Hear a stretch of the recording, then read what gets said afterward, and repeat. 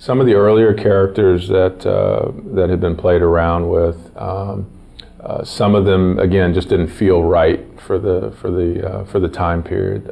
Some of them either felt overdressed or felt too fantasy. A lot of the concepts too got very detailed. There were lots of flowing things, and there was lots of hair, and there was lots of things that if we had to just model it, it probably would have been a little bit tougher to pull it off. There was one character I remember when I first saw it that had kind of almost kind of a tribal feel to it, a very kind of African feel to it, which I thought was pretty cool.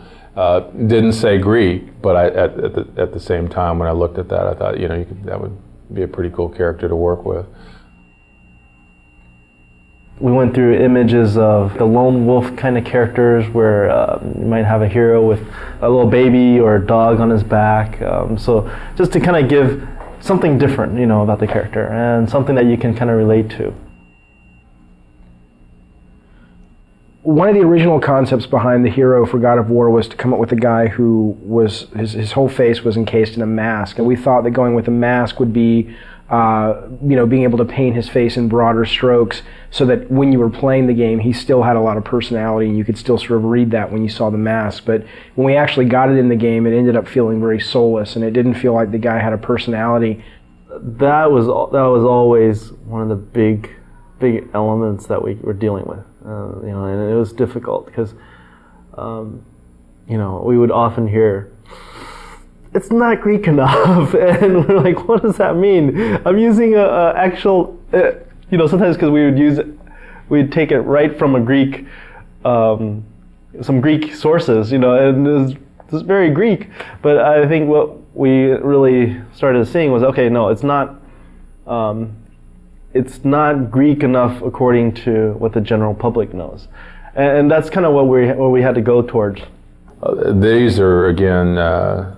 Very traditional. Some of these were very traditional kind of Greek images. And again, the more traditional it got, the more armor we put on him, the more he lost his individualism. Every time we put something on, Dave felt like, he doesn't look brutal anymore. And we started realizing brutal also kind of related to the primal part of him, and so we did spend a lot of time going through that, but in the end we ended up still taking his clothes off, and that's what we went with. So when I first saw this from Charlie, it was the first time that I really saw the brutal nature and the violent nature and the sort of the animalistic quality that would really become the foundation for Kratos. And I think starting to see these images was just like sort of confirmation that this idea could really work, and instead of giving him a traditional sword, going with these sort of chain blades was going to be much more dynamic and fluid and really fun to play with.